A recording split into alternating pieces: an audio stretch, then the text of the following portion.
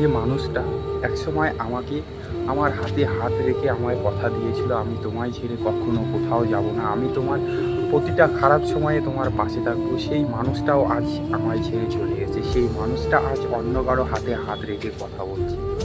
যে মানুষটা আমাকে বলেছিল তোমার ভালোবাসা পাওয়ার জন্য আমি সব কিছু করতে রাজি আছি, তোমায় পেতে গেলে যদি আমাকে আমার পরিবার ছেড়ে দিতে হয় তবুও আমি রাজি আছি, আমি তোমাকেই চাই, সেই মানুষটাও আজ আমায় ছেড়ে চলে গেছে।